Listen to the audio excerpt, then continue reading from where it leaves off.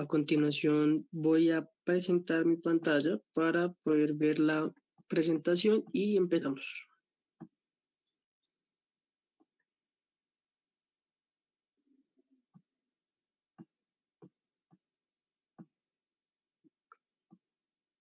Listo.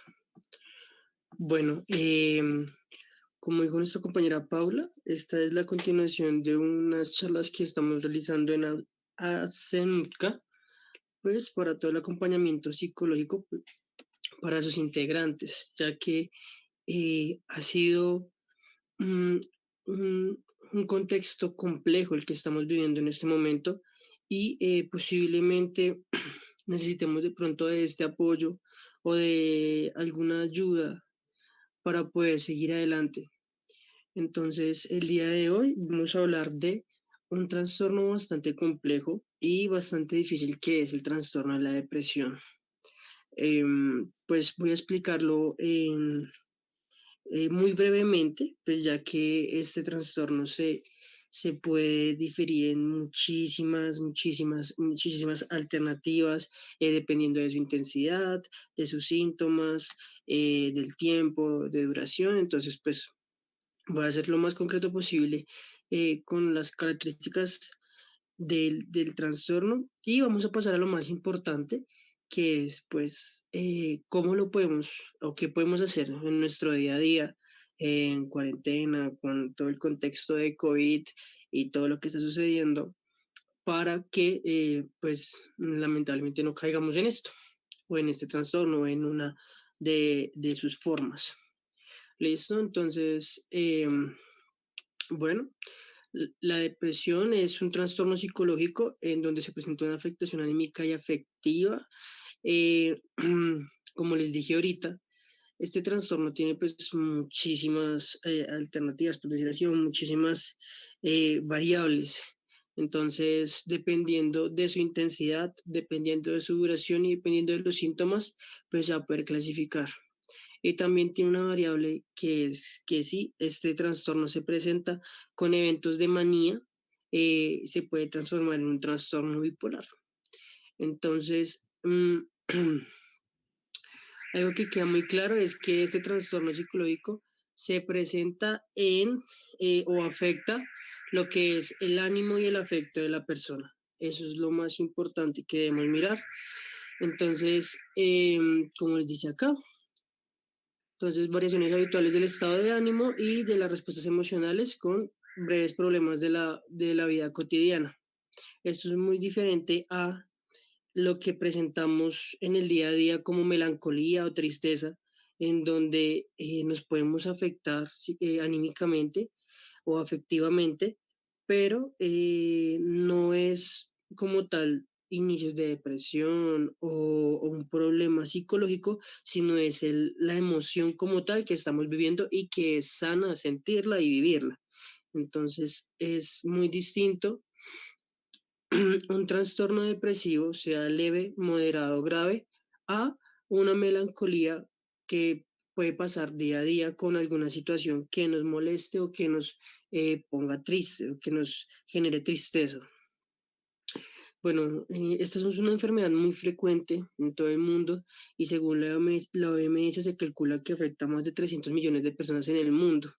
Lastimosamente, de estas 300 millones de personas en el mundo, solo el 10% reciben atención y puede llegar en algunos países al 100% sin atención alguna. Esto puede ser pues por muchísimas limitaciones en los sistemas de salud, por prejuicios, por minimizar los síntomas o el trastorno como tal. Entonces, pues, lastimosamente es una enfermedad que es bastante agresiva y degenerativa para la persona y que em, por un contexto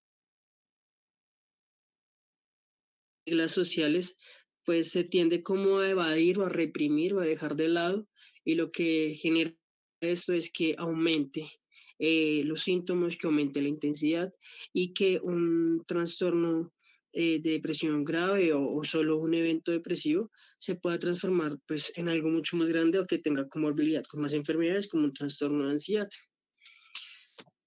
Listo, bueno, ¿cuáles son los síntomas? Estos son algunos, los más importantes. Estado de ánimo irritable o bajo la mayoría de veces, como les digo. Tiene que haber un periodo de tiempo, dependiendo del periodo de tiempo se va a poder cumplir con un criterio para poder diagnosticar. Pero pues el síntoma predominante es un estado de ánimo irritable y bajo. Entonces, se presenta una melancolía constante, un desinterés constante. Además de eso, también se presenta una dificultad para conciliar el sueño o un exceso de sueño. Entonces, eh, no queremos hacer nada y solo queremos dormir o viceversa. No queremos dormir, no sentimos sueño y tratamos de hacer muchas cosas para evadir o evitar esos sentimientos de agobio y de melancolía. Otro síntoma importante, cansancio y falta de energía, muy asociado también con lo que pasa o con lo que sucede con el sueño. Sentimientos de inutilidad, de odio a sí mismo y culpa. También son muy frecuentes estos sentimientos de minusvalía o estas ideas de minusvalía cuando una persona presenta un trastorno depresivo y es el no poder hacerlo o el pensar que no puede hacerlo, que no es suficiente, que no sabe cómo hacerlo, que no podría hacerlo independientemente o que no podría hacer. Entonces, ese sentimiento de minusvalía lo lleva a generar rencor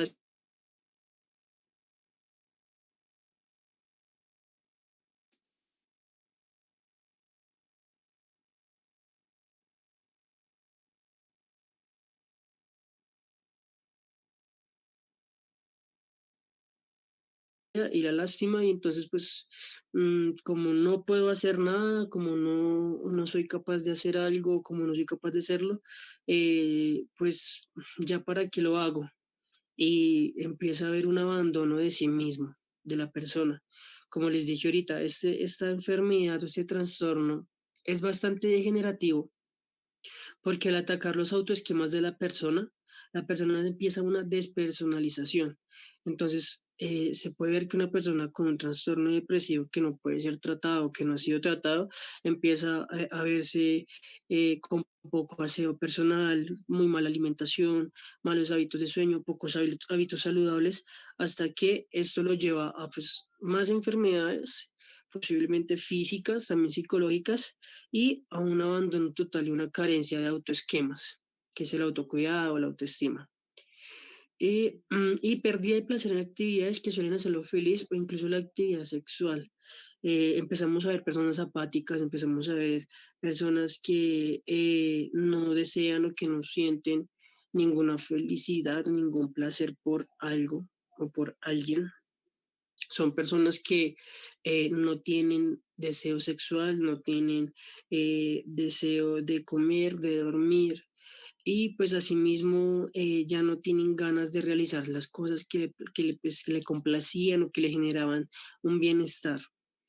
Eh, cabe pues, recalcar que este síntoma es cuando ya vemos un trastorno un poco evolucionado, ya vemos un trastorno depresivo grave o que ya se está transformando en un trastorno depresivo grave. Entonces, este es uno de los síntomas que no se puede ver al comienzo, pero que en el transcurso del tiempo sí se puede empezar a denotar. Estos son los más importantes. También hay otros como abuso o consumo de sustancias psicoactivas, pensamientos o ideación de suicida, intentos de suicidio, entre otros. Bueno, ¿qué factores de predisposición tenemos para poder adquirir o para poder llegar a un trastorno depresivo? Bueno, unos ciertos rasgos de personalidad, eh, de una personalidad eh, con pocas herramientas de resolución de problemas, una personalidad pasiva, que tenga autoestima baja, que posiblemente presente dependencia en alto grado y que tal vez sea autocrítica excesiva. Cuando cumple con alguno de estos rasgos de personalidad, hay mayor probabilidad de que termine sufriendo esta persona un trastorno depresivo.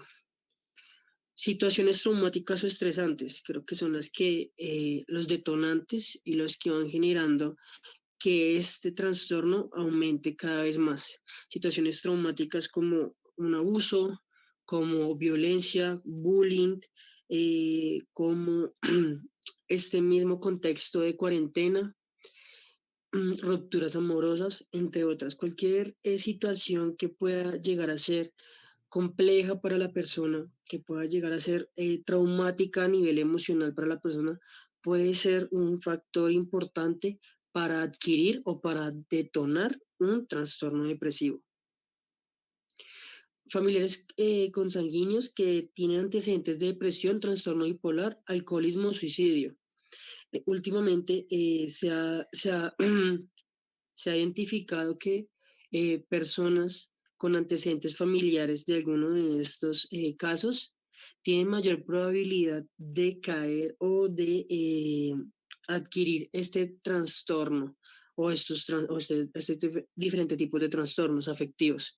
Entonces, genéticamente también hay una predisposición para poder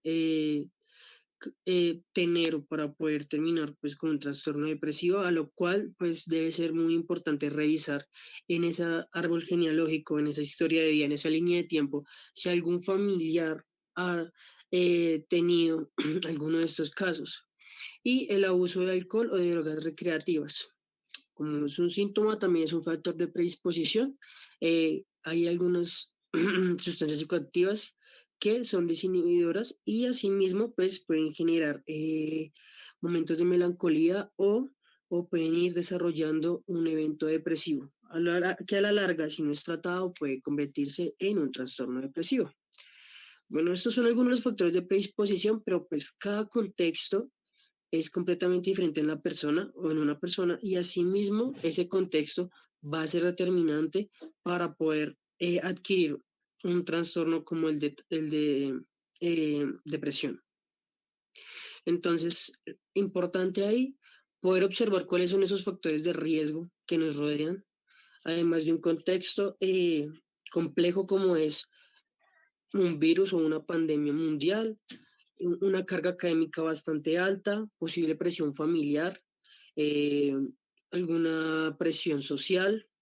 Situaciones así pueden también ser detonantes o también pueden ser factores para llegar a un estado melancólico, primero, y segundo, un evento depresivo hasta transformarse en algo un poco más grave. Bueno, pasamos a la parte más importante y creo que a la que lo que más necesitamos ver y es cómo evitarlo o evitarlo en el sentido de cómo mejorar psicológicamente, cómo tener un bienestar psicológico para no terminar en un trastorno depresivo o un trastorno afectivo, que es bastante complejo. Bueno, importante, reconocer y aceptar el malestar anímico existente.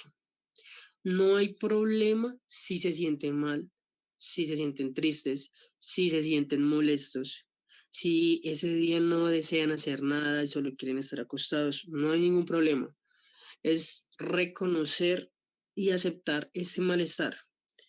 No sé si ustedes les haya pasado, posiblemente sí, pero cuando están tristes o cuando están molestos, uno puede llegar a evadir, a evitar estas situaciones. Entonces estoy molesto, pero no puedo estarlo, o estoy triste, pero no puedo ni siquiera llorar. Entonces trato de ocuparme en otra cosa, trato de hacer un trabajo extra o trato de hacer otra cosa que tenga que hacer, no pensar en el malestar. Pero lo que pasa es que al no reconocer esa situación de malestar, al no reconocer esas emociones, se van a ir acumulando. Y las emociones que no son expresadas, las emociones que no son reconocidas, las emociones que no son aceptadas, sí o sí tienen que, por obligación, que manifestarse de alguna manera. Entonces se van a empezar a reprimir todas las emociones y de un momento a otro, cuando suceda algún evento complejo, todas estas emociones que fueron reprimidas de dolor van a salir y no van a salir de la mejor manera, van a salir con una gran intensidad, lo que van a generar una melancolía mucho mayor o una ira bastante mayor o algunas conductas autodestructivas. Entonces, importante reconocer y aceptar ese malestar. El que esté triste uno, dos, tres, una semana, no significa que esté enfermo, no significa que esté mal, no significa nada negativo, significa que es humano y que asimismo debemos mirar qué es lo que nos está sucediendo, por qué llevamos varios días tristes, por qué llevamos varios días molestos, por qué la irritabilidad, por qué si sucede este tipo de cosas me afectan demasiado. Situaciones así, empezar a mirar qué es lo que sucede con esas emociones, no evitarlas, no evadirlas, sino aceptar que somos humanos, que sentimos, que tenemos emociones difíciles como la tristeza, como la ira, y que asimismo tenemos que empezar a mirar qué son lo que lo causan, empezar a conocernos más y empezar a mirar, a mirarnos nosotros mismos qué sucede internamente.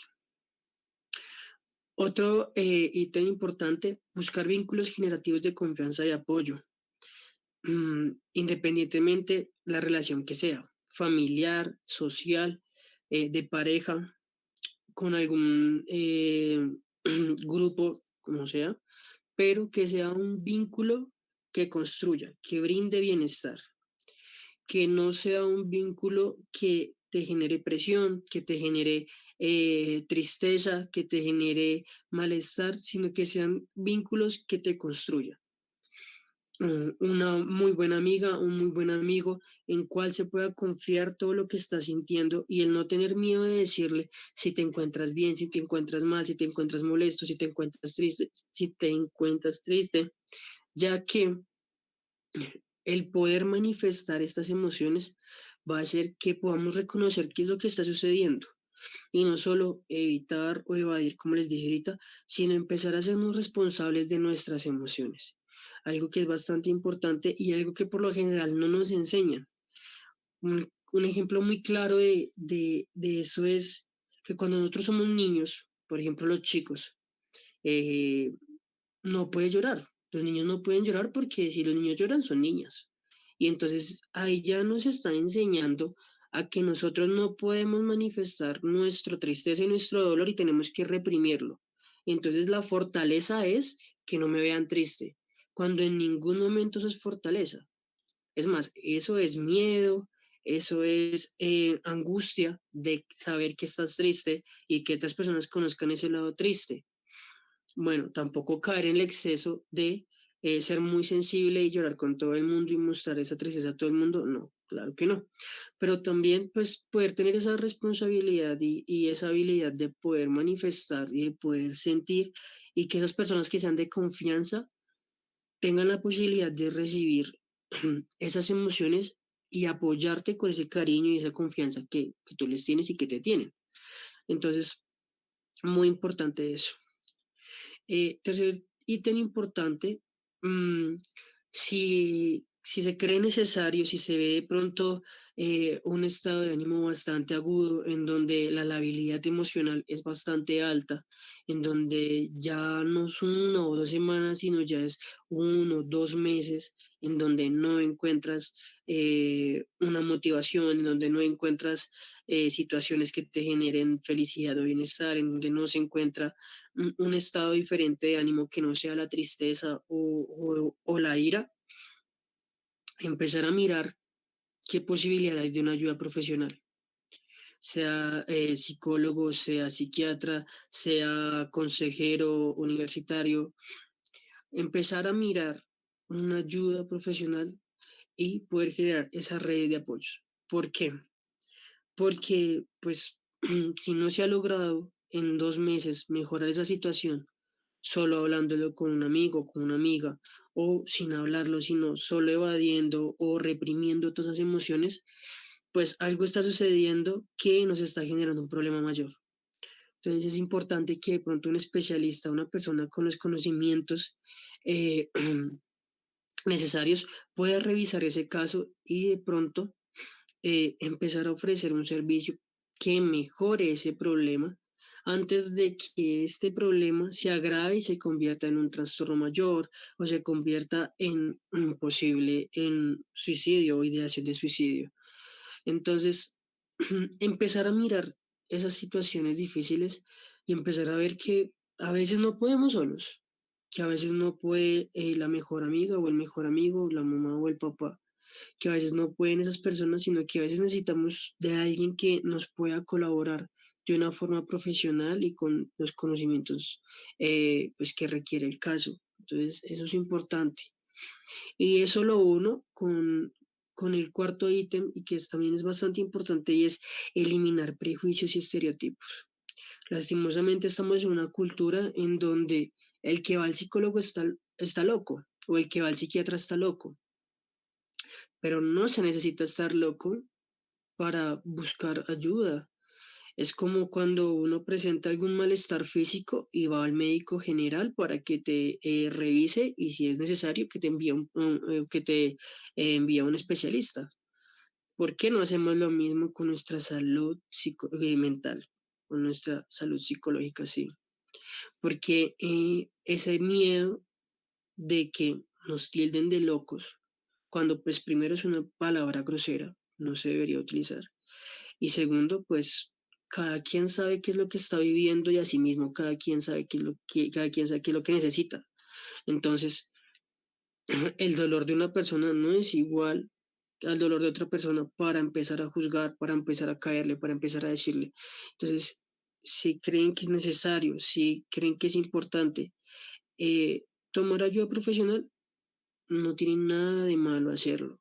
Es más, es demasiado bueno poder empezar a conocerse y poder empezar a mirar cuáles son esos factores de riesgo que uno tiene, que uno presenta o que ya pasaron en su momento y que ahora me están generando un problema mayor. Poder eliminar esos prejuicios y esos estereotipos culturales que lo que hacen es generar más represión y generar más problemas, como el de los niños no lloran o como esos para niños o cosas así, en donde ya nos clasifican socialmente, nos realizan un prejuicio y tenemos que cumplir con esa regla de cabalidad, pues no. Y asimismo es ir a psicólogo, ir al psiquiatra, eso es igual. Empezar a romper esas barreras y empezar a preocuparse en realidad por lo que importa, que es por la salud íntegra, física y psicológicamente.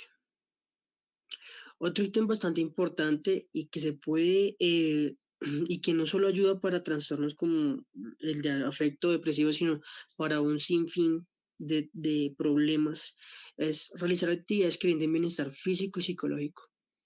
Encontrar actividades que te motiven, encontrar actividades que te generen bienestar, encontrar actividades que te generen tranquilidad, eh, hacer ejercicio, meditar, leer, cocinar, bueno, escuchar música. Hay un sinfín de oportunidades para poder canalizar esas emociones difíciles, para poder empezar a conocerse un poco más, llevar un diario, dibujar, escribir. Son actividades que pueden generar un bienestar, un desahogo, que te pueden generar también una ganancia física, psicológica y que asimismo estás primero descubriendo cosas nuevas de ti mismo, talentos, o estás descubriendo gustos. También estás descubriendo esas cosas que de pronto te lastiman del día a día, porque cada día lleva su afán, cada día puede generar también dolor en una persona. Entonces, empezar a mirar qué fue lo que molestó, qué fue lo que dolió, qué fue lo que no me gustó del día. Y así empezar a conocerse a sí mismo, en el sentido de no tener miedo de esas emociones, de no tener miedo de sentir tristeza, de no tener miedo de sentir ira, de no tener miedo de sentir decepción, porque somos humanos y asimismo debemos sentir todas estas emociones que son complejas. Entonces se puede realizar actividades que brinden este bienestar y que nos generen o nos sumen, como esos vínculos generativos también con las actividades.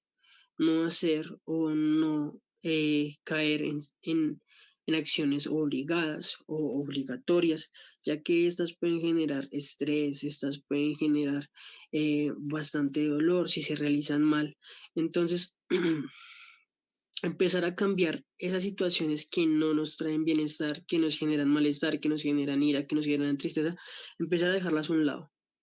Hay cosas, hay situaciones que se tienen que hacer sí o sí, obviamente, y se tienen que cumplir las responsabilidades. Hay responsabilidades que no nos gustan, de igual forma tenemos que cumplirlas, pero eh, también se pueden minimizar esas situaciones que no nos gustan para no tener un día lleno de cosas que no nos gusten y pues cuando vamos a ver al final del día, nos vamos a acostar a dormir y solo hicimos cosas que no nos gustaban, hicimos cosas que nos generaban dolor, que nos generaban estrés, que nos generaban ira o que nos generaban tristeza y que pues no hacíamos cosas que nos gustan. Entonces, empezar a sacar el tiempo para ese bienestar, para ese ocio y para esas cosas mínimas que de pronto para uno no son tan mínimas y que son más importantes. ¿Listo? Otro punto importante que no lo coloqué acá, sino que va como relacionado con todo, es empezar a buscar contextos que te generen bienestar. Ya no son solo actividades, ya no son vínculos, sino también contextos. En este momento, pues estamos en una cuarentena y posiblemente vuelva otra vez esa primera cuarentena sectorizada, pues hasta el momento es lo que han dicho.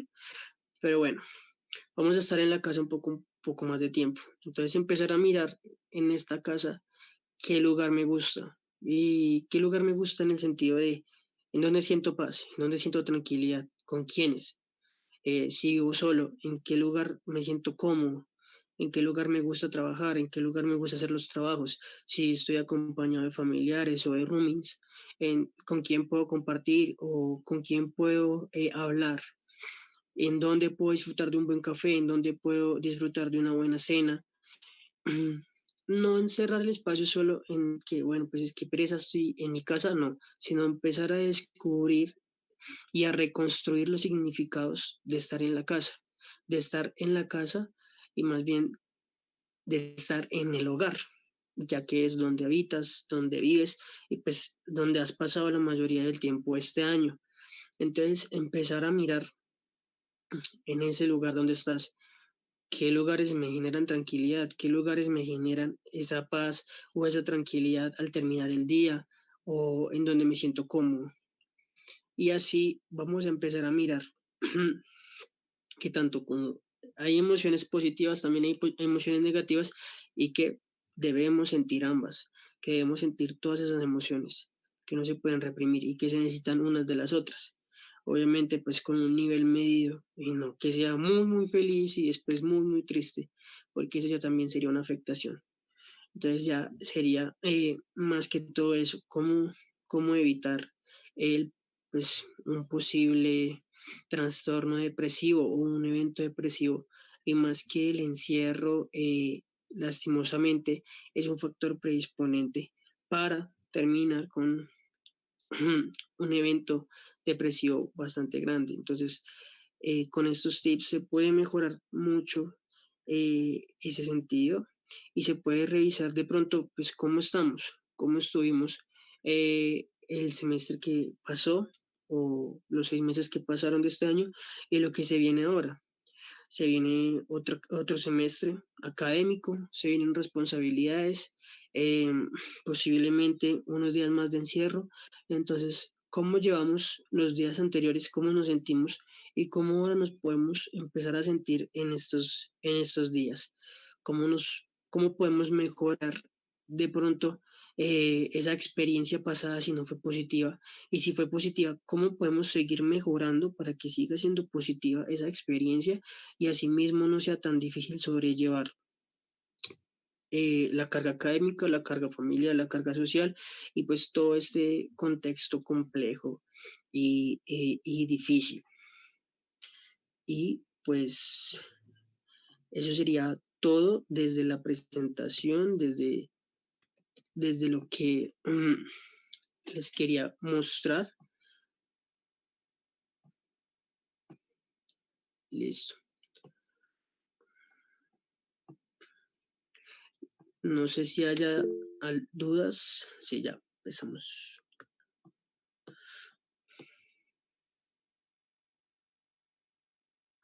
¿Cómo podemos darnos cuenta de que una persona está presentando depresión si sus actitudes y manera de ser camuflan o ocultan ese sentimiento? Bueno, eso es muy importante. Por lo general suele suceder que las personas que están presentando una afectación anímica, pues tienden a, a disimularlo muy bien. Entonces, lo importante ahí es brindar un vínculo, como les dije en el segundo ítem, de confianza generativo, en donde esa persona pueda confiar en ustedes y esa persona pueda mirar que ustedes van a ser un apoyo para ella o para esa persona, en donde si ustedes están mirando o si ustedes están viendo, si ustedes logran identificar de pronto que pues es bastante alegre esa persona, que es bastante animada, pero tal vez esa efusividad, tal vez sea que oculte algo, poder brindarle esa confianza y poder brindarle ese apoyo de decirle, te conozco, no te encuentras bien, déjame hablar contigo, ¿qué pasa? Podemos mirar qué sucede. Y no tener miedo de decirle que no se ve bien, en el sentido de que no parece que estuviera bien, que por favor le des oportunidad de apoyarlo. Si uno le puede brindar esa oportunidad, posiblemente la persona que ha evitado tantas emociones vea en alguien en cual poder descargarse y poder comunicar de pronto tanto dolor que ha sentido y que ha tenido que guardar. Pero es brindando ese o generando ese vínculo de confianza, generando ese vínculo generativo en donde la persona, como les dije ahorita, tenga la tranquilidad de mencionarles qué es lo que está sucediendo en realidad y asimismo empezar a mirar pues cuál es la gravedad y pues hasta qué punto podemos ayudar nosotros o hasta qué punto de pronto se podría ayudar a esa persona para que busque una ayuda profesional. Entonces, eso sería lo más importante, el poder brindarle un vínculo generativo, con confianza y con responsabilidad también por todo lo que puede mencionar o por lo que puede eh, descargar la otra persona.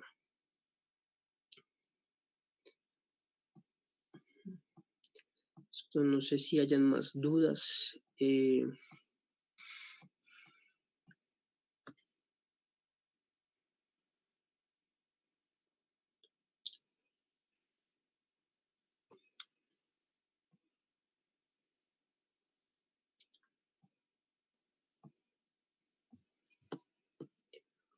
Bueno, creo que no hay más dudas.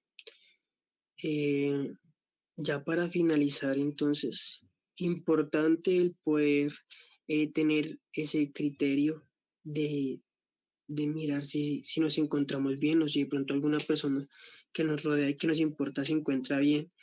Y pues tener la valentía de enfrentar esas emociones difíciles. Es difícil, es complejo sentirse triste, es complejo sentir dolor, es complejo sentirse melancólico o molesto, pero es importante poder reconocer esas emociones, poder mirar qué fue lo que causaron o quiénes fueron los detonantes y asimismo empezar a mirar cómo podemos mejorar esta emoción. No es de un tipo evasivo o represivo, sino con todo el criterio de decir, pues me encuentro mal en este momento, pero podemos hacer esto o esto y podemos empezar a mejorar.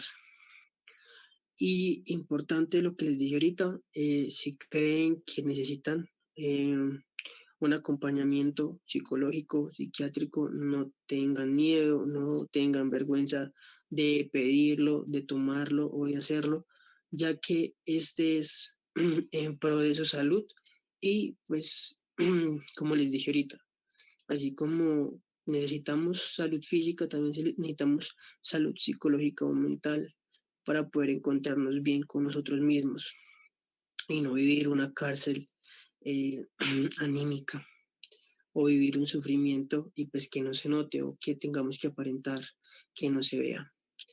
¿Listo? Eh, Creo que sería todo entonces, no llegaron más preguntas y pues sería todo por esta charla. Espero haya sido de su agrado, les haya servido bastante y pues quedaremos al tanto de la última charla o de la próxima charla, que es el día lunes sobre ansiedad. Entonces, muchas gracias por su asistencia.